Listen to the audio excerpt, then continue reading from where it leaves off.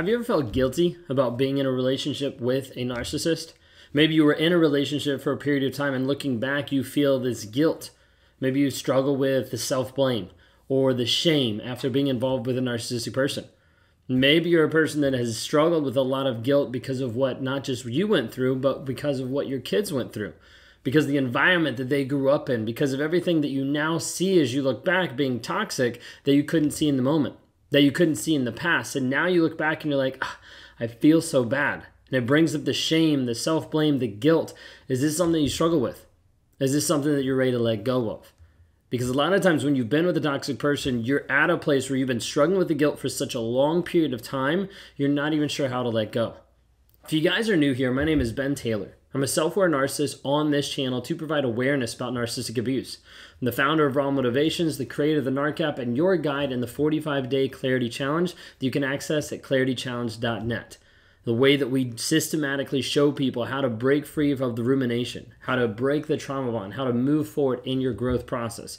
You can check that out today by going to claritychallenge.net.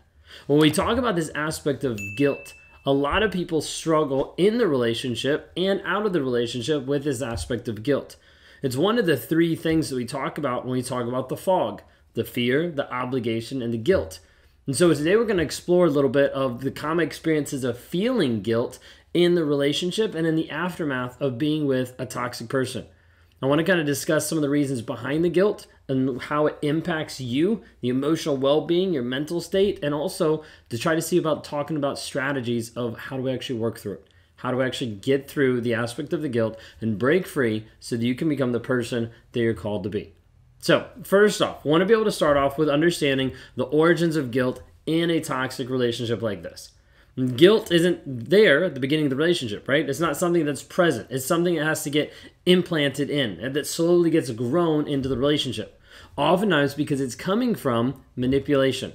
It's coming from the other person manipulating you and often gaslighting you to get to the place where you believe that it's your fault. How many times was there something in the relationship where the narcissist accused you of it being your fault? And you're like, I didn't even do that. Now, I've had clients that have gotten to the place where they've started to believe that they did something that they never even did because it was so offensive to the toxic person. They were like, well, I must have done this. This must have happened. And to give you an example, I had a client where the narcissist accused her of being like, why would you dress so provocative and go to the store wearing this and talking to these people? And she apologized. She was like, I'm sorry, I totally didn't even remember. Like, I totally didn't even mean to do that. And then later she kind of sat down and she was like, wait a second, he accused me of wearing this, of saying this, of doing this. I never did. Like, I never even went to that place. I never even dressed that way. I never even, and it was all fabricated to be able to put her into a state of guilt where she had to come back to him and apologize, to be subservient, to get to the place where the manipulation, the gaslighting puts another person subservient to the toxic person so they can feel better about themselves and so they can control the other person and get the outcome that they desire. This is what you see a lot of times with narcissists, of where they project their own faults onto others. Countless times in my relationship, I've struggled with this because I've done this. I've projected how I'm feeling onto my wife. She's sitting there, she's seeming like normal. I'm frustrated. So I'm asking her, why are you so frustrated? And it's like, I don't know how to deal with it, so I'm like pushing it off on her. I'm like viewing like my frustration as something that I can physically take off this jacket and give it to her, and then I don't have to deal with the frustration anymore. It's no longer on me. Now it's on someone else. And when it's on someone else, then I feel better about myself. It's an awful way to self-regulate. It's an awful way to process emotions. But that's a lot of times how narcissists will do it, is let me project it, let me put it onto you so I don't actually have to deal with it. And so you see narcissists that project their own faults, their own thoughts onto other people. They make you feel responsible for their failures. This constant game of blame and criticism leads you to the place where you're dealing with a lot of guilt and where you're dealing with a lot of self-doubt over and over and over again.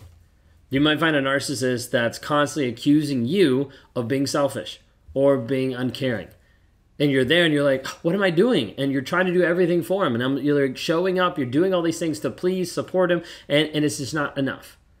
This aspect starts to produce this guilt over doing your best. Like, you might try to do a bunch of things to be able to help, but it's still not good enough. So it starts to put in this guilt, starts to question your own actions, your own intentions in the relationship. All right, so number 2, the impact of guilt on healing. See, guilt is this big thing that stops you and hinders you from actually moving forward in the healing process. Like if you're weighed down with this big piece of guilt, you're not able to actually see some things effectively to be able to heal, to be able to grow, and to be able to change. Now, what it does is it actually traps you in this aspect of self-blame and negative self-perception. So it puts you in this piece of like, I can't get better because it is my fault. But then you try to fix something that's your fault and you're not able to fix it because it's not actually your fault. Do you follow me with that? Like it goes back and forth. It keeps you in this cycle of like, well, it's my fault that he's this way. It's my fault that he cheated. It's my fault that he's an asshole. It's my fault. And all these things start to blame you. And then you're like, well, I can't actually grow and I can't actually develop because that's how he is because of me. When in reality, the only person you can change is you. But it gets you trapped in this negative self-perception. Prevents you from fully acknowledging the abusive nature about the relationship and often leads you even more into self-sabotaging behaviors. Oftentimes that self-sabotaging behavior is simply just staying with a toxic person when you know you need to leave. Staying unworthy and thinking that you can't have a healthy relationship. And we see this happen time and time and time again where you're stuck in this spot where you're not sure, how do I actually move forward? Because all you see is this negative aspect of yourself, this negative viewpoint. And the guilt is often so much that you get to the place where you're like, I can't leave. There's no point. I can't have anything better. Maybe I should just stay. Think of it this way, like you might have left a toxic person. You might have left a narcissist. And you get to the place where you start to feel guilty about the pain that you're feeling, but also the pain that he's feeling. And you're like, man, I just want to check on him, and I want to make sure he's okay. I didn't mean to hurt him, even though you left because he hurt you. And you go back and forth. Like, these thoughts happen. I want you to know, if you're having these thoughts, you're not crazy. This is normal for someone who is in a toxic relationship. To be confused this way, to want to go back, to want to help this person, that is normal. For what you've experienced, that response is normal. You are not crazy. You're dealing with a trauma bond, and we need to work to fix that. We need to help you actually break that so you're not stuck in that anymore. Okay, so this piece of like, maybe let me check on them. Like, I feel guilty for the stuff that they're experiencing. Oftentimes it will lead you to the place where you open up contact again. Or you start the relationship again because they say that you're the one that's going to help them. Oftentimes this guilt piece, hinders you from actually prioritizing your own well-being.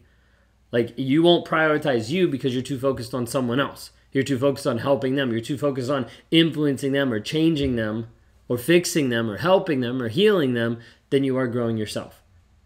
It's like someone who's broken trying to help someone else who's broken, and it doesn't actually get anywhere because there's no state that you can come from that's actually a healed state.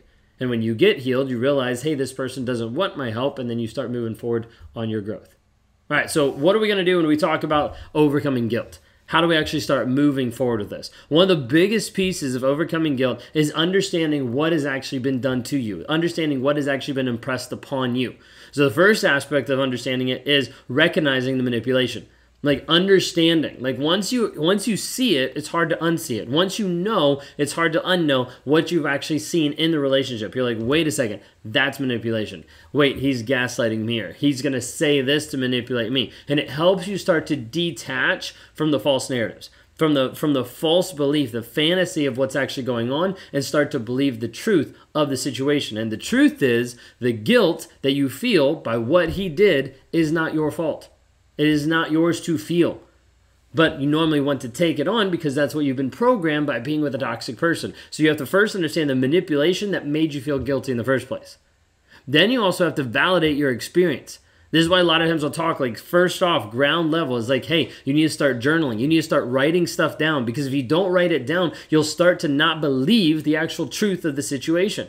So you seek validation by going in and writing in your journal, maybe talking to a therapist or a coach or some of your friends and family who understand narcissistic abuse. People that don't understand it aren't going to help you at all, but people that understand narcissistic abuse and can help affirm your experiences.